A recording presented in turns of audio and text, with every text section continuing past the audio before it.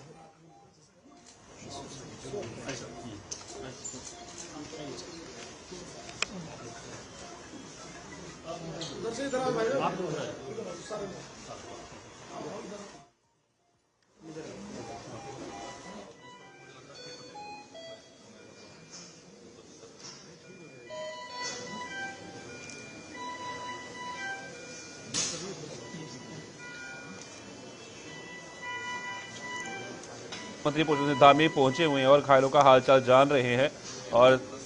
पूरे अस्पताल का उन्होंने दौरा भी किया और वहां पर जो स्वास्थ्य सुविधाएं जो दी जा रही हैं उनका भी जायजा लिया और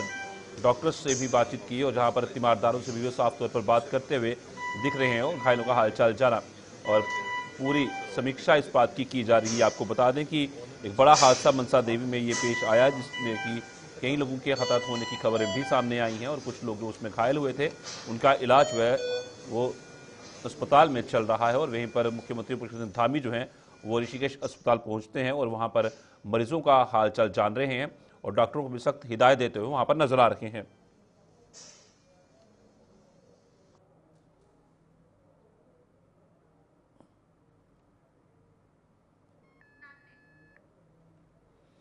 और करेंगे हमारे संवाददाता राजकुमार, वरिष्ठ पत्रकार उत्तराखंड से हमारे साथ जुड़ चुके हैं। राजकुमार जी, आपसे ये जानना चाहेंगे कि अभी वहां पर ताज़ा स्थिति क्या बनी हुई है और जो घायल है उनकी क्या स्थिति है, कितनी संख्या है घायलों की और जो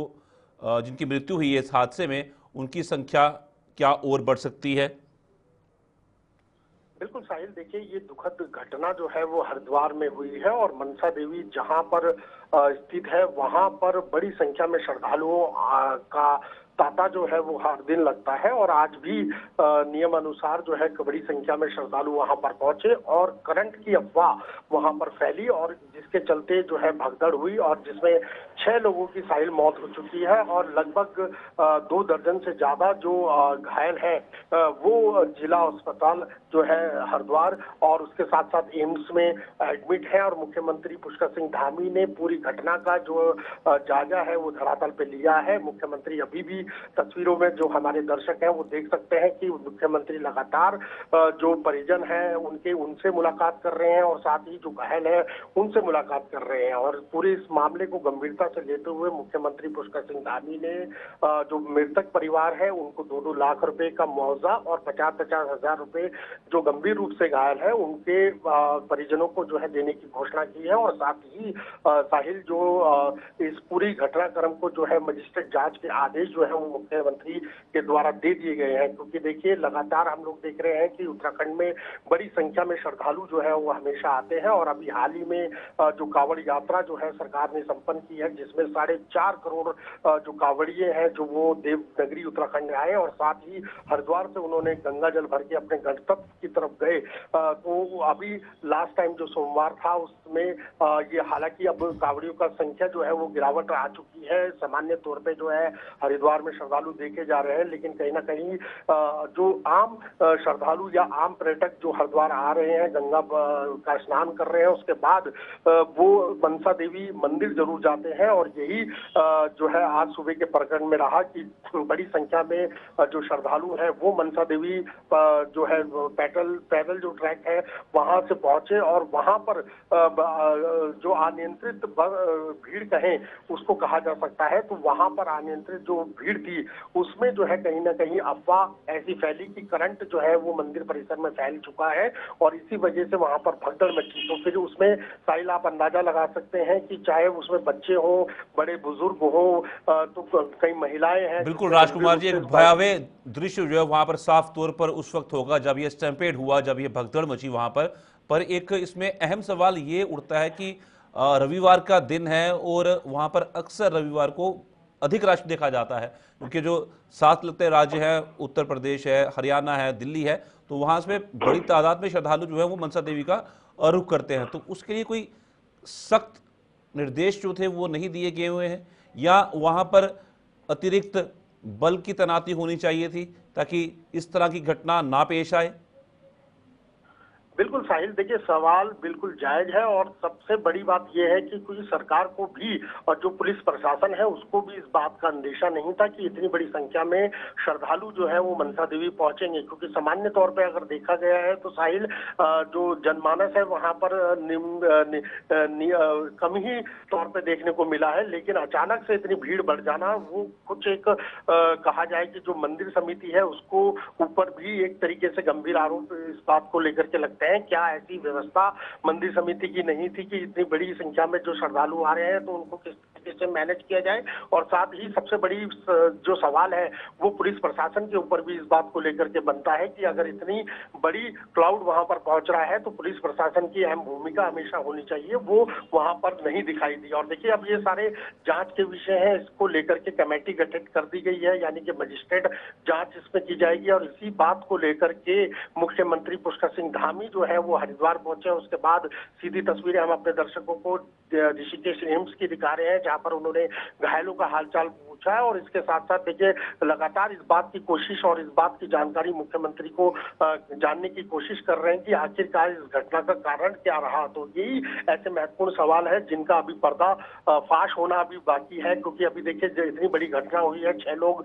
इसमें मर चुके हैं और इसके साथ साथ 24 से ज्यादा अभी इसमें लोग घायल हैं। तो अभी फिलहाल प्राथमिकता सरकार की यही है कि इन लोगों को बेहतर उपचार मिले, इन लोगों को स्वस्थ किया जाए और इनके घर तक इनको सही सुरक्षित पहुंचाया जाए। साहिल, फिलहाल अभी सरकार इसी कंसल्टेशन में लगी है, लेकिन इसके अलावा अब जांच का विषय इस बात को लेकर के बैठता है कि उत्तराखंड में लगातार तीर्थ यात्री जो है कई तीर्थ स्थलों पर आते हैं, तो इनकी जिम्मेदारी आखिरकार किसकी होगी? ये प्रशासन की होगी या सरकार की होगी, या जिस मंदिर में वो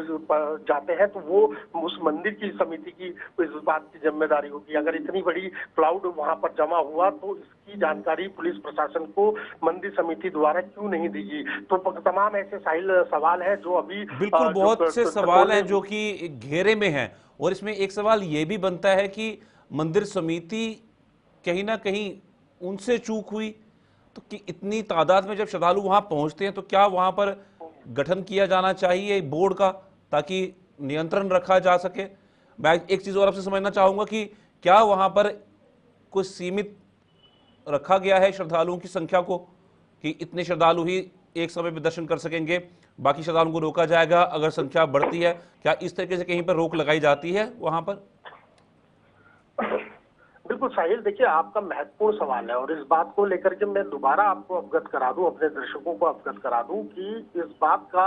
अंदाजा सरकार को नहीं था, ना कि वहां की सरकार के साथ साथ ना मंदिर समिति को इस बात का अंदाजा था कि इतनी बड़ी संख्या में श्रद्धालु जो है मनसा देवी पहुंच जाएंगे। देखिए अगर हम बात करते हैं तो 4 धाम यात्रा भी चल रही है। 4 धाम यात्रा में कोई भी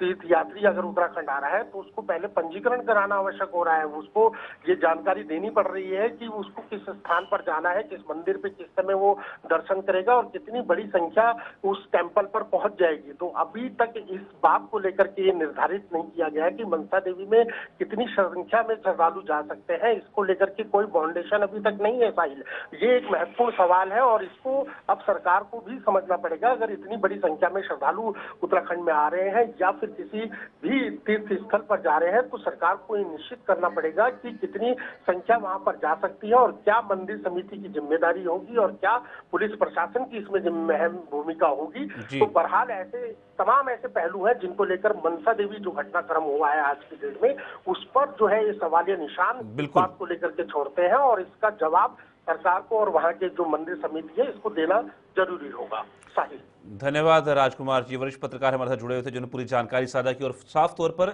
एक बड़ा हादसा पेश आता है पर कहीं ना कहीं सवाल बहुत से उठते हैं कि आखिर इतना बड़ा हादसा पेश आया क्यों, क्या मंथन करने की जरूरत है, क्या हादसे के बाद ही मंथन होता है।